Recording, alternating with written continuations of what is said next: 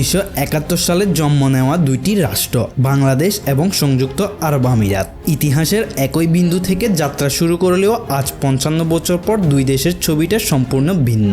একটি দেশ বালুর বুক চিরে আকাশচুম্বী অট্টালিকা আর বিশ্ব অর্থনীতির কেন্দ্রে পরিণত হয়েছে, আর অন্যটি প্রাকৃতিক সম্পদ ও বিপুল জনশক্তি থাকা সত্ত্বেও বারবার থমকে গেছে রাজনৈতিক অস্থিরতায়। কেন এই বিশাল ব্যবধান? আজকের ভিডিওতে উন্মোচন করব ইতিহাসের আড়ালে লুকিয়ে থাকা সেই গোপন রহস্য। তাহলে চলুন ইতিহাসের পাতা উল্টে সফর করে আসি বদলে যাওয়া আমিরাত এবং সংগ্রামরত বাংলাদেশ থেকে। উন্নয়নের প্রতিযোগিতায় সবচেয়ে উল্লেখযোগ্য কারণটি হলো প্রাকৃতিক সম্পদ, বিশেষ করে ব্ল্যাক গোল্ড বা খনিজ তেল। 1960-এর দশক থেকেই আমিরাতের মরুভূমিতে বিপুল পরিমাণ তেলের সন্ধান পাওয়া যায়, যা স্বাধীনতার পর থেকেই তাদের অর্থনীতির প্রধান ভিত্তি হিসেবে কাজ করেছে। তেলের রপ্তানি থেকে অর্জিত বিপুল বৈদেশিক মুদ্রা তারা অলসভাবে বসিয়ে রাখেনি, বরং সেই অর্থ ব্যয় করেছে আধুনিক অবকাঠামো নির্মাণ, বিশ্বমানের শিক্ষা ব্যবস্থা এবং উন্নত স্বাস্থ্য খাতে। তবে তাদের সবচেয়ে বড় দূরদর্শিতা ছিল তাদের তেলের উপর নির্ভরতা কমানো। আমিরাতের নেতৃত্ব বুঝতে পেরেছিল যে তেল চিরস্থায়ী থাকবে না, তাই তারা পর্যটন, বিমান চলাচল, আর্থিক সেবা এবং প্রযুক্তিতে বিনিয়োগ শুরু করে।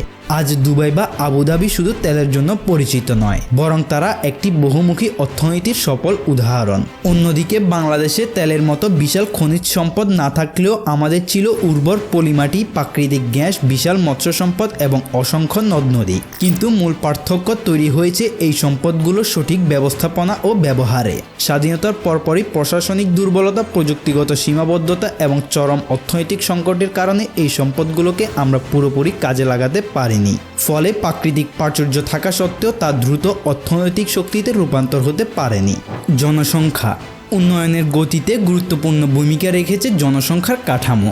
স্বাধীনতার সময় সংযুক্ত আরব আমিরাতের জনসংখ্যা ছিল মাত্র কয়েক লাখ। একটি দেশের জন্য কম জনসংখ্যা অনেক সময় ভাগ্য হয়ে দাঁড়ায়।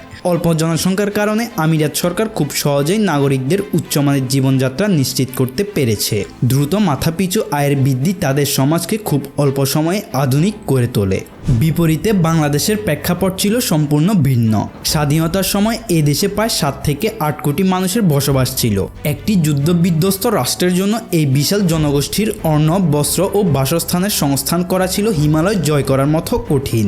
খাদ্য সংকট ও বেকারত্ব আমাদের উন্নয়নের গতিকে স্থির করে দিয়েছিল। তবে খুশির সংবাদ হলো যে জনসংখ্যা একসময় বাধা ছিল, আজ সঠিক প্রশিক্ষণের মাধ্যমে সেটি আমাদের শক্তিতে পরিণত হয়েছে। তৈরি পোশাক শিল্প এবং প্রবাসী রেমিটেন্সের মাধ্যমে এই বিশাল শ্রমশক্তি আজ বাংলাদেশের অর্থনীতির চাকা সচল রেখেছে। রাজনৈতিক স্থিতিশীলতা একটি রাষ্ট্রের দীর্ঘমেয়াদী উন্নতির জন্য রাজনৈতিক স্থিতিশীলতা অপরিহার্য। আরব আমিরাতে স্বাধীনতার পর থেকেই একটি স্থিতিশীলতা স্বাধীন ব্যবস্থা বজায় ছিল। সেখানে নেতৃত্ব দীর্ঘমেয়াদী বিষয় নিয়ে কাজ করতে পেরেছে এবং নীতি নির্ধারণ প্রক্রিয়া খুব একটা পরিবর্তন আসেনি। এই ধারাবাহিকতা আন্তর্জাতিক বিনিয়োগকারীদের মনে এক বিশাল আস্থা তৈরি করেছে। কিন্তু বাংলাদেশের ইতিহাস অনেকটা ভিন্ন। স্বাধীনতার পর থেকেই আমাদের চরম রাজনৈতিক অস্থিরতার মধ্য দিয়ে যেতে হয়েছে। 1975-এর রাজনৈতিক পট পরিবর্তন, বারবার সামরিক শাসন ও ঘন ঘন সরকার পরিবর্তন দেশের উন্নয়ন প্রক্রিয়াকে বারবার বাধাগ্রস্ত করেছে। এক সরকারের সময় নেওয়া প্রকল্প অন্য সরকার এসে বন্ধ করে দেওয়া বা পরিবর্তনের ফলে উন্নয়ন কার্যক্রম অনেক ক্ষেত্রে থমকে গেছে। বিদেশি বিনিয়োগ আকর্ষণে সংযুক্ত আরব আমিরাত বিশ্বে একটি মডেল তৈরি করেছে। তারা নিজেদের একটি উন্মুক্ত অর্থনৈতিক হিসেবে প্রতিষ্ঠিত করেছে। ফ্রি জোন তৈরি করে তারা কর মওকুফ করে ও সহজ শর্ত দিয়ে ব্যবসার সুযোগ করে দিয়েছে। ফলে বিশ্বের ভাগা ভাগা কর্পোরেট প্রতিষ্ঠানগুলো তাদের সদর দপ্তর দুবাই বা আবুধাবিতে সরিয়ে নিয়েছে। বাংলাদেশেও বর্তমান বিদেশে বিনিয়োগ বাড়ছে, বিশেষ করে পোশাক শিল্পে। কিন্তু আমলাতান্ত্রিক জটিলতা, অবকাঠামোগত সীমাবদ্ধতা এবং নীতিমালার দীর্ঘতির কারণে আমরা আমিরাতের মতো দ্রুত বিনিয়োগ টানতে পারিনি। যদিও সাম্প্রতিক বছরগুলোতে সরকার বিশেষ অর্থনৈতিক অঞ্চল তৈরি করে এই সমস্যাগুলো সমাধানের চেষ্টা করছে। তবে বৈশ্বিক প্রতিযোগিতায় টিকে থাকতে হলে আমাদের আরও কার্যকর পদক্ষেপ নেওয়া প্রয়োজন। স্বাধীনতা ও ভৌগোলিক কৌশল উন্নয়নের পার্থক্যর পিছনে এই দুই দেশের স্বাধীনতা অর্জনের পদ্ধতিটাও বড় ভূমিকা রেখেছে। আরব আমিরাত মূলত শান্তিপূর্ণ ফেডারেশনের গঠনের মাধ্যমে স্বাধীনতা লাভ করে। ফলে তাদের প্রশাসনিক কাঠামো ও অবকাঠামো ছিল অক্ষত। তারা একটি শক্ত ভিত্তির উপর দাঁড়িয়ে যাত্রা শুরু করেছিল। কিন্তু বাংলাদেশ স্বাধীন হয়েছে একটি ভয়াবহ রক্তক্ষয়ী যুদ্ধের মধ্য দিয়ে। যুদ্ধের ফলে রাস্তাঘাট, ব্রিজ, কলকারখানা এবং দেশের পুরো অর্থনীতি ধ্বংস হয়ে গিয়েছিল। সেই ধ্বংসস্তূপ পরিষ্কার করে নতুন করে দেশ গড়ার চ্যালেঞ্জটি ছিল ছিল অনেক কঠিন। পাশাপাশি ভৌগোলিক অবস্থানকেও দারুণভাবে কাজে লাগিয়েছে আমিরাত। এশিয়া, ইউরোপ এবং আফ্রিকার মিলনস্থলে তাদের অবস্থানকে ব্যবহার করে তারা বিশ্বে বাণিজ্যের একটি লজিস্টিক হাব তৈরি করে ফেলেছে।